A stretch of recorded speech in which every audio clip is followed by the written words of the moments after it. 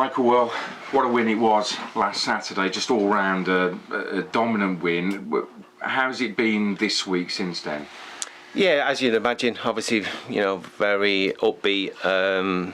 Players been in good spirits, as you can imagine. I felt it was on the back of the performance at Barrow, which was equally as important.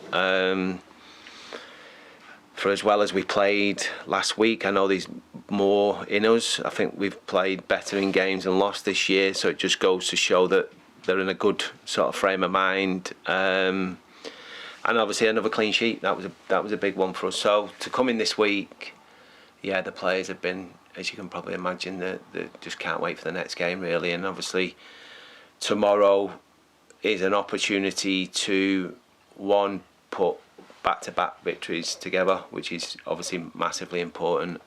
But to do it obviously on the bounce at home after going 8 months or whatever it was before winning, it could be huge. Yeah, I mean, a win and you could be pulling like 4 points clear of the bottom two, and before you know it, in a couple of weeks' time, it could look very different. Yeah, no, definitely. I mean, obviously we are, without boring people to death, it's all about the next game and has been for a while.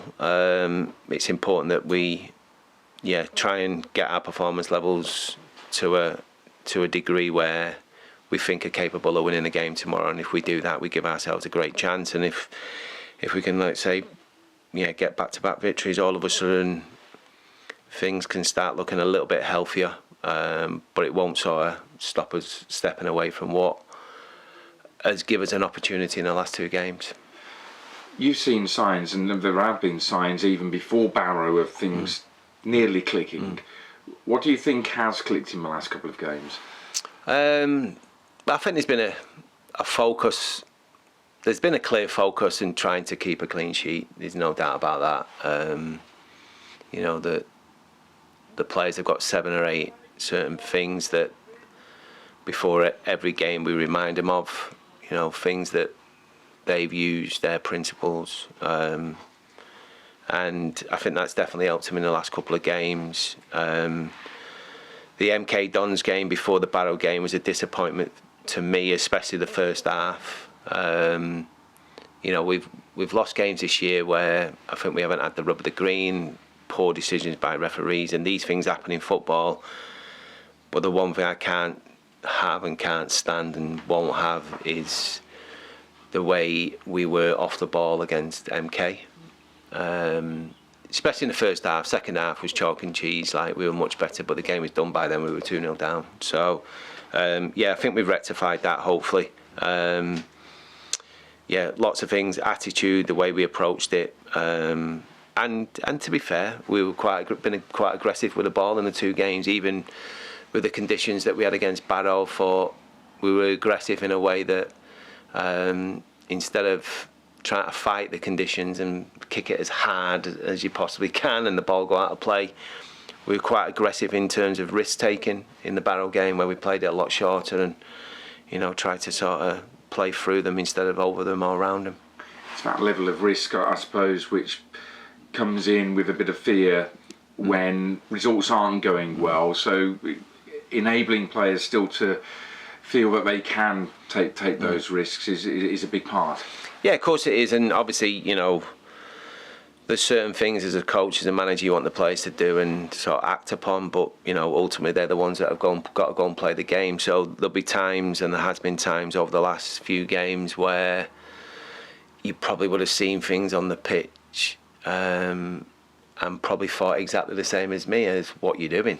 But that's players, that they're human beings, like you say. They feel anxiety at times, and they feel the pressure at times. But like I say, the 2 performances where we've kept clean sheets, we've earned the right to do that. We've limited the opposition to not many or very few chances, and on Saturday we were good enough to obviously score 2 goals, but quite easily could have scored a few more.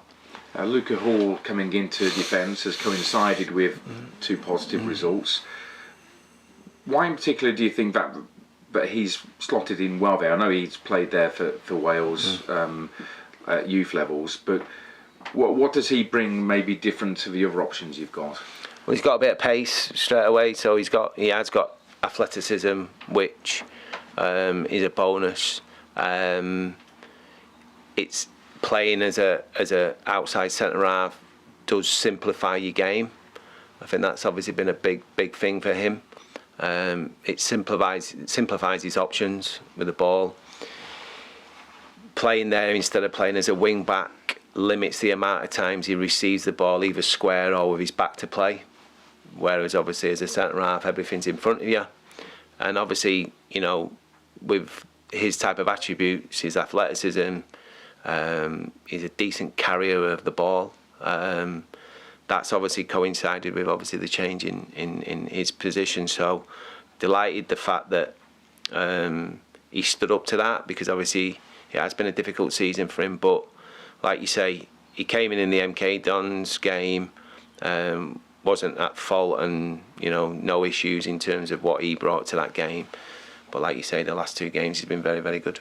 Is pace something you've been trying to get into, that back three in particular? Not really, if I'm being honest. No, I think it's more us staying aggressive and being aggressive, and you know, as a team, and not really as the three. I mean, it's, you know, for me, a lot of the issues that we've had early in the early part of the season wasn't with as such the three. It was more collective. Okay, you know, like right from the start. And for me, you know, a good pressing team start from the front players, whether that's a 1 or a 2, and the reality is it works as a snowball effect, where if you see your mate in front of you being aggressive and getting up to the ball, the likelihood is you're going to do the same. And I think we've had that, like I say, for a couple of weeks now, and I think when you do that, the less risk of getting caught at the back and caught in transitions and counter-attacks are limited, and hopefully that'll continue. Is that why maybe something like Brad isn't quite getting in at the moment? That's a sign of his game in the forward areas that you want to see more of? Yeah, absolutely. Look, you know, we've got a famous quote somewhere in the building. We've got many quotes in the building, as you can imagine, but I think it was Pep Guardiola said, look, if he can give a lot of things on a football pitch, but the one thing he can't forgive is not running. You know, and if you don't run, you don't play. And I get that. You know, that was kind of my mantra as a player coming through. The one thing that you don't need talent for is running. You know, so he knows that, and to be fair to him, he's took that on board, and we had a joke about it this week, and he's working really hard to try and put that right. And what he is, he's a talent. He's a talented kid. You know, he's got good abilities, but it is a part of the game that definitely we want to improve on. George Lloyd, though, of course, brings you that running, and took a very well taken goal last week. You must be delighted. Yeah, I'm delighted personally for the team, for the club and everything, but obviously delighted for George. I mean, you know, he's gone a long time without a goal, and obviously when you do that, you get a little bit more anxious in front of goal. I mean, I think I joked about it after the game. I spent most of the last 2 weeks, and I say this tongue-in-cheek what I'm about to say, but basically tell him to smash everything, you know, like, because that's when he concentrates. You know, that you see it in his eyes, you see it in his body language, and when he puts his foot through the ball, that's when he scores most of his goals in training, you know. And obviously, what did he do? He didn't listen to me, and he goes and slots it under the goalkeeper. So fair play to him. So no, he deserved his opportunity, and he's taken his opportunity, and you know, it's up to him to make sure he maintains that. Does this squad have a feel more of a Michael Appleton squad now, that especially this week where you've been able to maybe move on a couple of players? I know Callum's gone out to get some experience, but yeah, just off the field this week, what's that done for you and the squad? It's definitely getting there. I think it's definitely getting there.